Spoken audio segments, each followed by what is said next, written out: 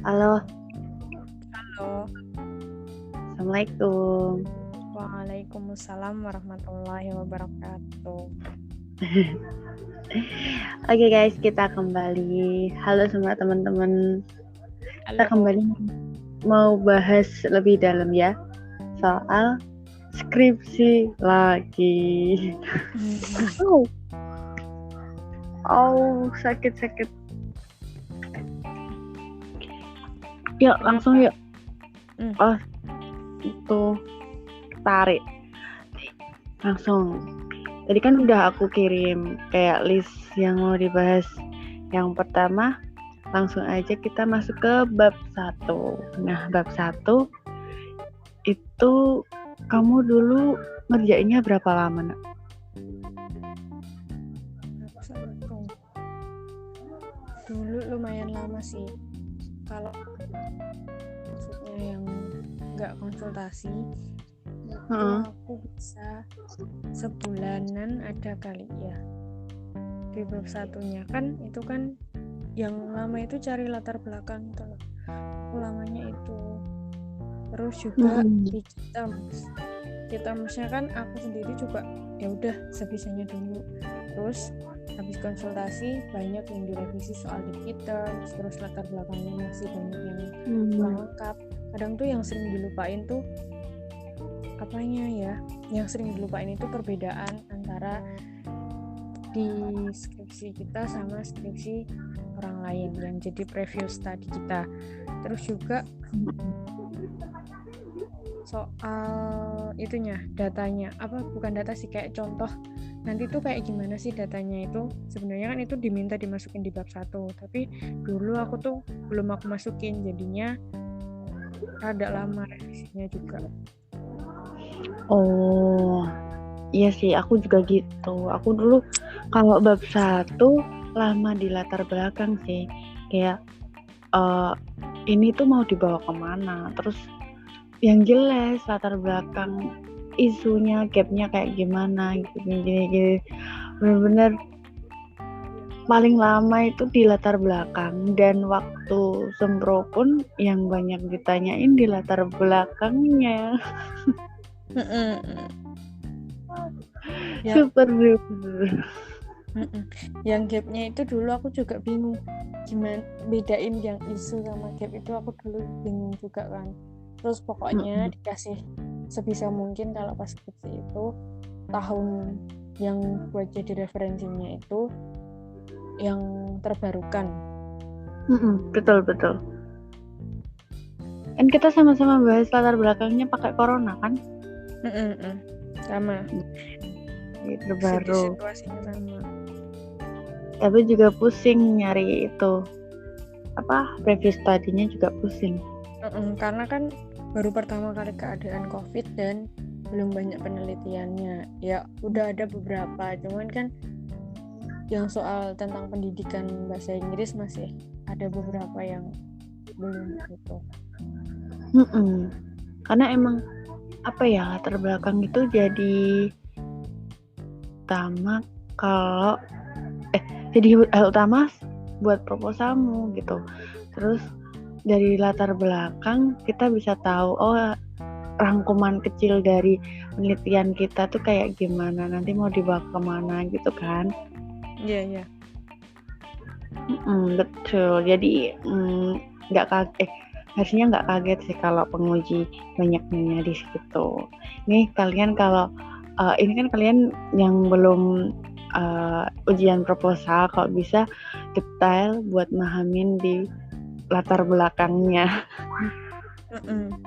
Soalnya nanti kayak kebanyakan di situ. Terus kalau naruh review study di latar belakang jangan banyak-banyak, cukup inti-intinya aja. Biasanya kan taruhnya 3, nggak ya taruh 3, cuman diambil yang penting-pentingnya aja. Betul, seperti itu. Terus kita ke bab 2. Nah, bab 2 kan isinya teori-teori. Menurutmu, kalau cari teori itu yang enak di mana sih? Cari teori yang enak. Pertama kan kalau ada revisian dari bab 1 itu kan biasanya ada key terms. Nah, di terms itu kan kayak jadi patokan kita buat cari teorinya. Jadi usahakan yang kamu tulis di key terms itu juga kamu tulis di bab 2, teorinya siapa. Itu kan definisinya juga berasal dari bab 2 kan. Terus juga dari jurnal-jurnal yang udah terpercaya. Kalau ada buku juga yang terbarukan. Jurnal kalau dulu kan ada di translation itu kan dikasih link kayak lewat Science Direct, terus apa lagi lupa aku namanya. Taylor and apa gitu. Taylor and Swift kalau nggak salah. Ya, itu terus. Itu Taylor Swift. Penyanyi. Oh iya, pokoknya ada Taylornya gitu, lupa aku. Taylor apa ya? Taylor and aku juga lupa. Soalnya kan Tenfolin itu. Terus ya nanti kamu coba cariin linknya, taruh di deskripsi. Terus kalau cari teori ya emang bagusnya benar-benar cari teori babon sama teori yang terbarukan nggak sih? Kayak kadang tuh bingungnya gini, teori babon kan berarti itu teorinya udah lama. Tapi kok harus cari yang terbarukan tuh gimana dong kalau ada kayak gitu? Kalau menurutku teori babon itu buat inti. Jadi kalau kita mau misalnya bahas kayak punya aku emotional geografis nih. Nah itu kan teori babonnya kan dari Hargreaves. Dia yang pertama nyetusin apa itu emotional geografis. Terus dengan teori terbarukan kita bisa tahu kondisi kalau di sekarang tuh kayak gimana. Jadi kayak udah ada evolusinya, tapi kita nggak lupa dengan teori yang dulu gitu. Jadi itu buat apa ya? Buat ngebentengin kayak kita masih di jalurnya gitu. Kalau udah tahu babonnya kayak gimana, misal kita ada teori terbaru, kita nggak lupa yang pertama nyetusin tuh dia. Terus juga kan kalau misal kita udah dapet jurnal, biasanya jurnalnya kalau membahas hal yang sama, itu biasanya mengutip juga dari teori induk yang sama. Iya. Punyamu kan Hargreaves itu kan Hargreaves itu kan yang ngutip banyak, yang pakai banyak, dan kamu juga ngambil penelitian, maksudnya ngambil referensi dari penelitian yang pakai teorinya Hargreaves, terus kamu ikuti keterbaruannya di mananya, ya toh? Betul. Dan di bab 2 ini tuh kita harus fokus ke teori, jelas teori. Nah teori itu kita bisa maparin teori misal tentang teaching. Nah itu teorinya dari siapa aja, tapi kalau bisa ditekanin teori yang mau dipakai di penelitian. Boleh nyeritain semua teori yang ada, tapi yang ditekanin cuma satu aja gitu. Ya nggak sih, Nak? Iya, kalau biasanya saran dari pembimbing itu karena kita masih awal dalam penelitian, gak usah pakai banyak teori, satu aja yang penting kamu sudah paham dan mampu menjabarkan. Kalau nulis di bab 2 itu sesuaikan sama variabel yang ada di judulmu. Misal judulnya tentang writing, ya kasih writing. Judulnya tentang speaking, kasih tentang speaking. Terus misal soal achievement atau scoring atau strategi. Nah itu dikasih yang ada di judul, makanya kan ada di key terms itu kan biasanya kayak ringkasan loh. Nah itu usahakan ada semualah di bagiannya. Yang paling banyak ya yang tadi yang dikatain kamu bilang, teori yang mau dipakai buat menganalisis itu usahakan yang banyak penjelasannya. Betul. Tapi di bab 2 juga sebagai kayak maparin apa yang sering kamu pakai di situ. Maksudnya gini, kan di situ misal neliti mahasiswa semester 5 nih aku dulu. Nah, aku juga harus jelasin mahasiswa semester 5 itu semester 5 di kelas apa, terus tahun berapa gitu. Ya dijelasin tapi nggak banyak-banyak banget, cuma kayak biar pembaca itu tahu. Jadi kalau misalnya kita juga bukan anak bahasa Inggris misalnya, baca juga tetap bisa paham lah maksudnya. Iya, betul.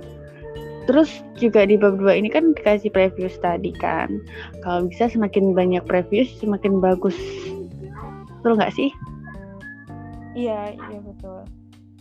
Kamu pakai berapa nih? Dulu aku pakai yang aku bacanya ada beberapa, cuman yang kayak tak masukin buat jadi patokan apa ya, reviewnya itu yang mirip banget itu aku pakai 3. Iya minimalnya 3 nggak sih? Ya biar bisa ada pembanding. Iya sih, pengujiku dulu mintanya bahkan 5.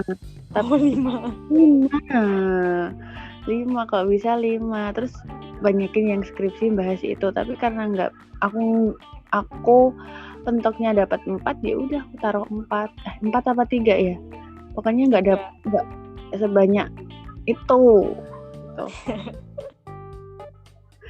gitu. Kalau satu kurang nggak sih? Nggak boleh berarti. Tapi kayaknya nggak mungkin deh kalau satu. Pasti ada kan, jurnal kan banyak ya. Terus topik itu pasti ada dan pasti dibahas terus, pasti diteliti terus. Mungkin kitanya aja yang nyarinya kurang nyari ke dalam-dalam kemanapun.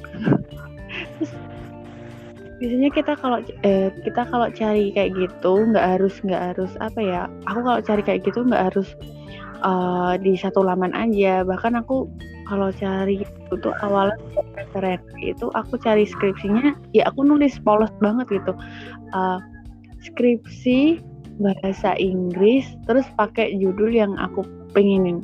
Semisal dulu tuh aku pengen translation apa gitu, nah aku ngetik kayak gitu kan, biasanya ada kan. Semisal nggak ada PDF, ya udah aku tambahin kata kuncinya PDF gitu. Terus kadang ada, kadang nggak ada. Kalau ada ya udah di download aja. Semisal ini cocok apa enggaknya itu akhir, yang penting download. Kalau udah baru diseleksi. Biasanya kayak itu. Kalau kayak gitu cuma dapat 1 doang, yang lainnya cuma nggak sesuai yang aku harapin. Tapi kan yang penting kita cari kan. Kalau udah pakai cara itu baru ke laman-laman kegiatan Polin, terus Science Direct, terus kayak gitu. Terus bisa cari di webnya kampus yang nyediain skripsi gitu. Terus pokoknya cari. Terus aku dulu pakai web buat download buku gratis gak sih? Kita dulu lupa aku itunya apa, library apa gitu. Nah sempet linknya kayak gak bisa diakses lagi. Itu aku gak bisa ngakses waktu nyusun bab 3-an kalau gak salah. Aku gak bisa ngakses karena udah jebol di TikTok kalau gak salah. Itu banyak banget ngerasa bersyukur udah ngasih tips kayak gitu, tapi kan mungkin itu kan ilegal ya. Jadi banyak yang akses. Iya. Kalau kita kalau download jurnal via ilegal tuh pakai apa sih? Lupa apa? Skype. Yang mbak bener, mbak Rusia itu. Jadi kalian bisa apa? Nanti toh Arina bakalan taruh link buat cari referensi di deskripsi. Jadi semuanya cek deskripsi. Tapi ya nanti coba aku cari lagi ya, soalnya kan WhatsApp aku kan penuh, jadi kemana-mana aku sempet hapus gitu. Tapi nanti aku coba cari-cari. Yang aku coba cari deh biar itu guys. Terus kalau kalian mau download via ilegal nih, aku nggak baik banget masa aku ngasih dosa jariah. Maksudnya gini, ini kan Batu Permuda ya. Aku tahu kantong mahasiswa itu nggak yang gitu banget kalau mau akses yang itu kan nggak mungkin. Emang kantongmu ya maksudnya kering gitu. Nah kan bisa pakai Skyhub itu. Skyhub apa Skyhub ya bacanya. Nah pakai itu tinggal taruh link download. Itu biasanya banyak banget linknya kalau kamu ngetik di Google. Tapi kalau bisa dicoba satu-satu karena tiap saat itu bisa berubah domain yang kayak namanya itu bisa berubah gitu loh akhirannya. gitu. Kadang bisa diakses di laptop, kadang nggak bisa. Kadang bisa akses di HP, tapi kadang nggak bisa gitu. Pokoknya jangan jangan nyerah dulu kalau belum dapet jurnal atau referensi kayak gitu. Terus juga kan seandainya cepat bosan buat baca dari abstraknya. Kemarin dikasih tahu baca abstraknya aja nggak apa-apa. Kalau ngerasa nggak cocok ganti nggak apa-apa. Itu buat yang mager baca. Cuman ya lebih baik dibaca sampai ya ketiga lah, sampai yang di metode-metode kayak gitu. Iya, itu kayak skip bacanya nggak apa-apa. Itu kayak cara turun-temurun, nggak turun-temurun sih, kayak penemuan kita nggak sih? Mending bacanya abstrak. Terus aku dulu sebenarnya semuanya juga udah banyak yang tahu. Tapi aku dulu pernah ngesaltik ngesaltik kali kayak kok baca cuman abstrak. Kan aku kalau baca langsung ke kayak di metodenya itu nilitnya kayak gimana, terus baru dia di akhir di kesimpulan. Jadi aku nggak baca abstrak kan biasanya kan kayak ini tentang apa penelitian bla bla bla. Nah aku nggak mau di abstrak kayak belum dalam gitu, langsung ke metode, terus habis itu kayak kesimpulan. Tapi karena kalian bilangnya mending baca abstrak, oh ya bener ya gitu. Tapi tetap aja aku malah pakai metodeku sendiri. Atau kalau enggak, misal kalau aku dulu gini, misal yang kurang aku cari apa, misal cari definisi atau cari metode atau cari tentang setting atau cari tentang apa yang konteksnya sama, itu biasanya aku langsung kayak menuju ke tempatnya. Kayak misal, aku yang kurang definisi soal ini, aku langsung bacanya abstraknya mah nggak kebaca, cuman judulnya, terus langsung cari di itunya, isinya yang sesuai yang aku cari. Jadi bawahnya itu kadang nggak kebaca, cuma yang aku cari udah nemu, udah. Asal kalian tahu ya, ini Nana itu ahli banget kalau suruh cari-cari kayak iya. Ada banyak yang lebih ahli. Kalau aku sih ngakuin ya ahli bagian nyari-nyari, tapi kalau suruh baca itu masih nanti. Ya berarti itu bukan ahli. Nah itu kayak aku nemu kayak gini. Sempat aku dapat satu referensi yang dapat dari dia, referensi skripsi yang dibimbing sama penguji aku gitu kan. Itu dia baca sampai akhir, super duper niat banget, rajin banget ya, emang. Ya karena kan bilangnya kamu belum dapet, terus kalian aku baca kok ternyata ya aku paham dikit lah sama punyamu, jadinya kayak cocok gitu. BTW makasih. Oke.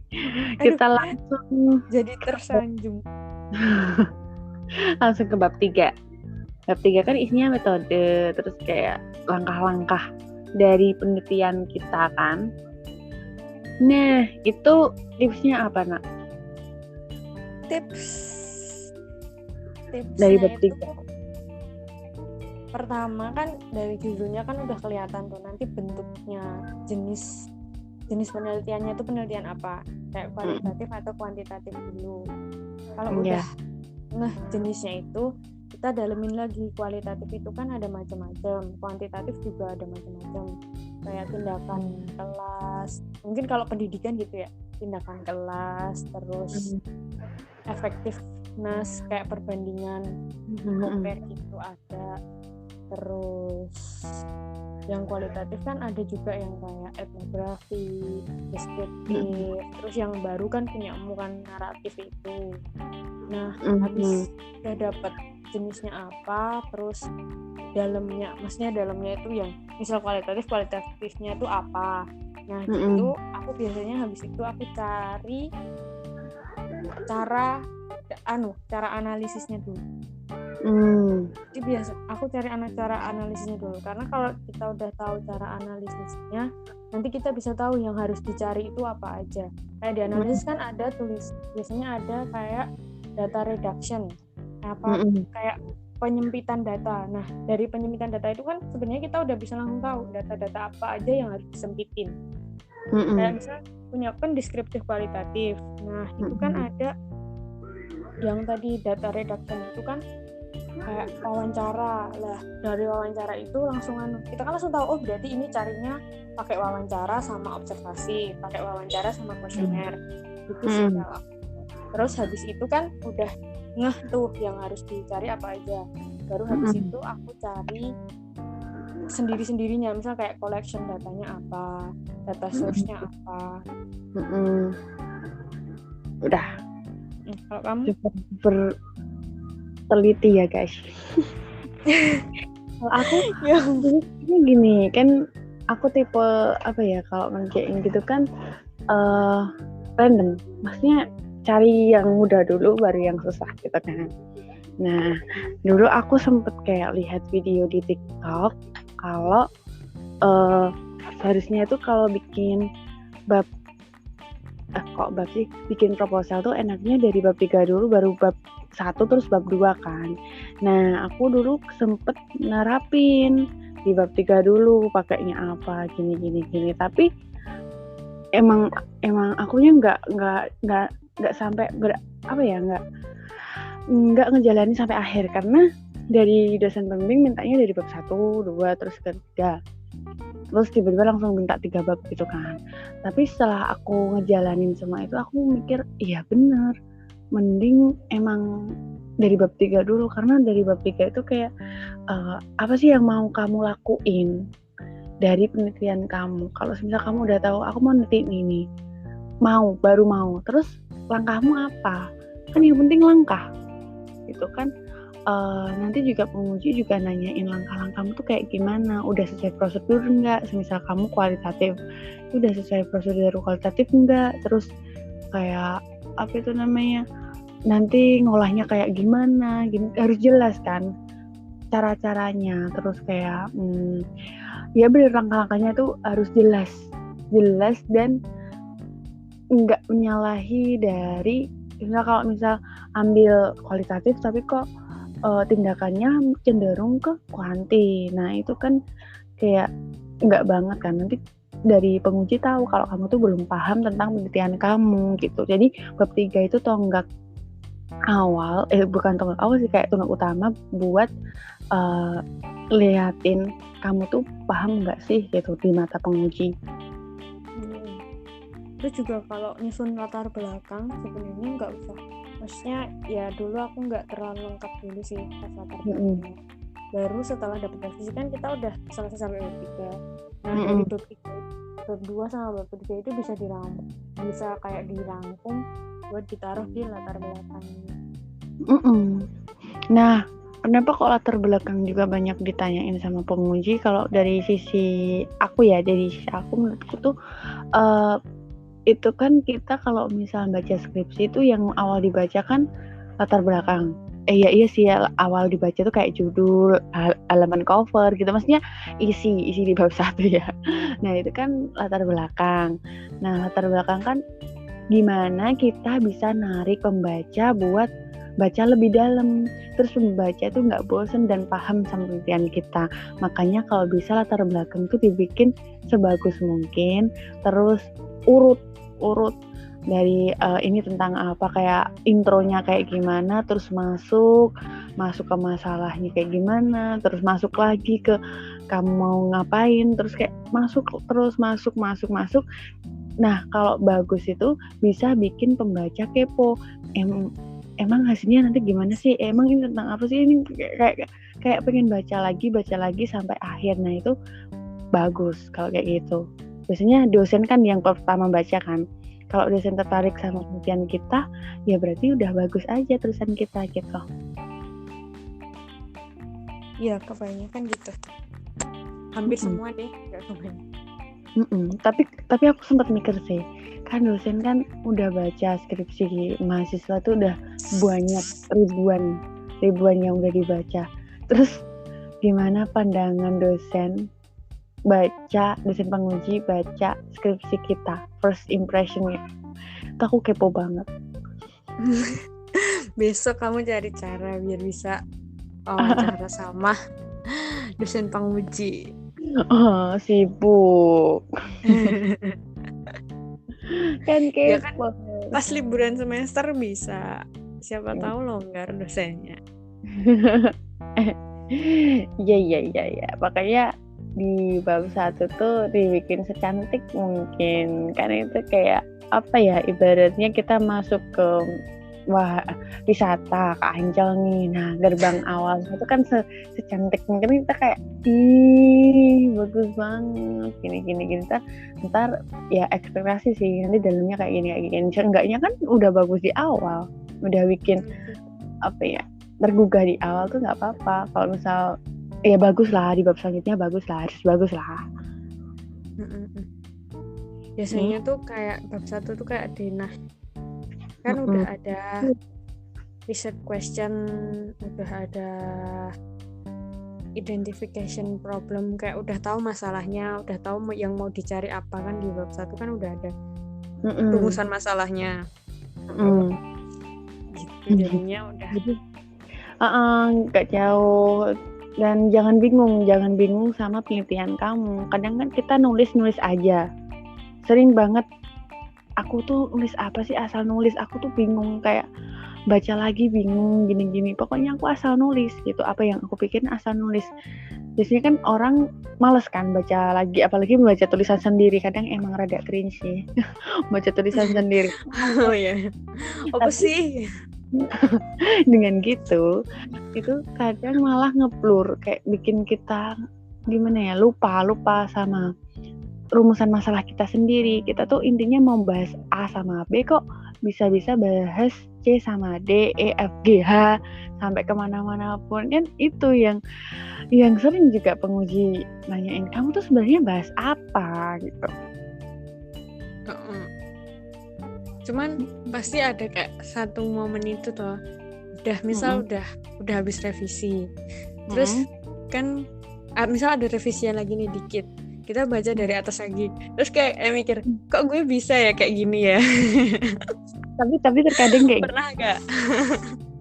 Iya, pernah. Tapi terkadang kayak gini, aku pernah maaf aku potong dulu.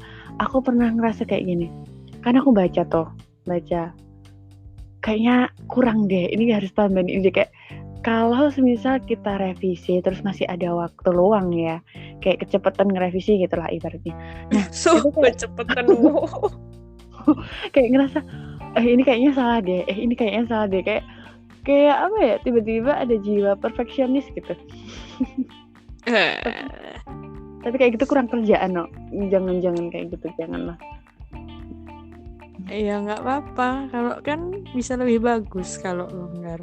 Tapi capek, itu kan pusing dibikin sendiri. Kalau buat yang pengen kayak ya udah tek gitu, merasa itu udah cukup aja gitu. Nanti revisi berikutnya. Sendiri. Selagi pembimbing nggak minta suruh revisi, nggak usah direvisi revisi sendiri gitu. Kalau aku kadang gitu, biar tek gitu niatnya. Tadi kamu bilang apa? Tapi apa? Lupa.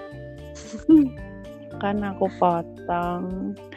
Ya intinya kalau dari bab 1, 2, 3 kayak gini ya guys. Ini kita bahas bab 1, 2, 3 belum sedalam itu aja udah setengah jam. Nggak kerasa ya? Padahal mau bahas langsung soal kayak stres, terus ya stres selama skripsian gitu. Tapi kayaknya itu buat next episode aja deh. Iya. Yang penting kalau buat 3 itu banyakin baca. Bab 3-nya penelitian orang lain.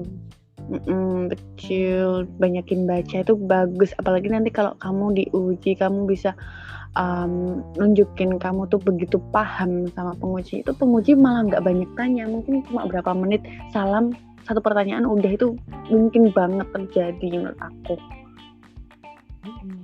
Dulu aku juga kurang baca. Tapi kamu cepet loh ujiannya. Ngeh gitu. Kamu tuh ujiannya cepet, kurang baca tapi cepet ujiannya. Jadi anak itu keren ya guys. Ya berarti itu faktor keberuntungan aja. Oh ya, pokoknya kalau kita ngerjain sesuatu, kita punya project sesuatu dalam hidup, ataupun dalam ya pokoknya kalau punya project itu jangan lupa ya doanya jangan lupa. Pokoknya doa, usaha itu harus balance. Ya kadang ada butuh faktor keberuntungan dalam hidup kita. Nah itu dapetnya kayak random gitu kan. Ya udah. Ya betul. Udah guys, kita udah sampai sini aja ya. Kita ini malam-malam sebenarnya mau tadi siang, tapi karena ada suatu hal jadi nih aku selepas bangun tidur ini jam berapa sih? Baru jam 10 baru bangun. Tapi aku udah jam bangun. Jam 10 udah bangun gimana sih? Iya, tadi ketiduran habis baca buku. Jadi ya ampun cuma 10 lembar. Aku terkejut. Bentar aku mau penutupan. Putri teladan. Oke guys, makasih udah dengerin podcast kita. Ngobrol bareng bukan ngopi bareng. Nah, kalian sebenarnya bisa request kak, mau request didatengin guest star siapa, tapi jangan susah-susah ya, kayak sekitaran apa aja, jangan yang aneh-aneh. Emangnya sekitaran kamu siapa guest star? Cuma kamu. Iya cuma kamu. Mau sarkas gak boleh. Ini podcast gak boleh ngandung sara ya, gak boleh ngomong jelek. Aku gak salah, aku cuman tanya kok. Gitu. Pokoknya makasih banget udah dengerin. Maaf kalau ada banyak salah kata dan sebagainya. Tetap semangat buat nyekripsi. Jangan semangat itu datang dari diri sendiri dulu. Kalau dari orang lain, dari doi dan sebagainya itu cuma keinginan kita, enggak yang dari diri sendiri. Kalau misal kita disemangatin sama orang lain, sama doi, sama orang yang paling kita cintai lah di dunia, tapi kalau diri kita enggak accept sama kata semangat itu, sama aja kita enggak bisa semangat yang bersemangat. Jadi kalau mau semangat ya kita harus dari diri sendiri gitu. Iya nggak sih? Semangat itu berasal dari diri sendiri. Makanya kalau misal capek atau apa ya carilah. Jangan main-main terus, kan ini kan masih PPKM nggak sih? Maksudnya kan sehari, maksudnya mainnya juga nggak jauh. Pokoknya refreshing, self reward itu healing, tapi ya jangan langsung healingnya seminggu atau apa, itu jangan. Makanya semuanya secukupnya. Terus kalau misalnya butuh semangat dari doi ataupun orang tua ataupun orang yang kita cintai, itu juga nggak usah selalu berharap banget. Yang jelas kita harus bisa nyemangatin diri sendiri. Oke. Juga kalau misalnya teman-teman juga ngerasanya kok sibuk banget, nggak ada waktu buat ngerjain banyak kegiatan lain, semua itu pasti ada kegiatan, semua itu ada kegiatan juga sama. Yang penting kita paling nggak kita tahu apa yang harus diduluin dulu deh. Ada kegiatan juga nggak apa-apa, sambil misal ada yang sambil kerja juga nggak apa-apa. Jalan, yang penting tetap jalan pelan-pelan aja. Kalau pas kerja juga nggak usah sih yang mikirin nanti skripsiku gimana, terus pas lagi skripsian mikir kerjaanku gimana. Mending satu-satu dulu. Pas kerja ya udah kerja dulu, pas mau ngerjain ya udah ngerjain. Ya, asik gak sih bahas kayak gini, bahas mental kayak gini, asik kayaknya. Makanya ini buat next episode. Jadi semua quote, semua kata-kata sok bijak kita bisa kita tuangin di next episode. Sok banget. Ya sih, karena kita pernah ngelaluin hal-hal yang kelam itu. Enggak kelam sih, kayak naik turunnya kehidupan. Sebenarnya ini masih di titik dasar sih, belum sebahagia itu. Tapi sebenarnya juga kalau kita dalam yang ngalamin banyak juga enggak. Banyak juga yang lebih banyak ngalaminnya. Cuman ya siapa tahu bisa bantu atau ya setidaknya kayak ada temennya lah gitu. Kita share positivity, share vibes, positive vibes gitu, biar kita tetap semangat. Jangan Merdeka. Merusak suasana. lagi sendu. Ya udah, pokoknya semangat ya guys, semangat buat nyusun skripsinya, semangat jaga kesehatan, terus pokoknya jaga kesehatan sama jaga kebahagiaan diri sendiri juga. Oke. Nana ada itu nggak kata penutup nggak? Salam. Ya udah, salam yuk. Assalamualaikum warahmatullahi wabarakatuh. Bye bye.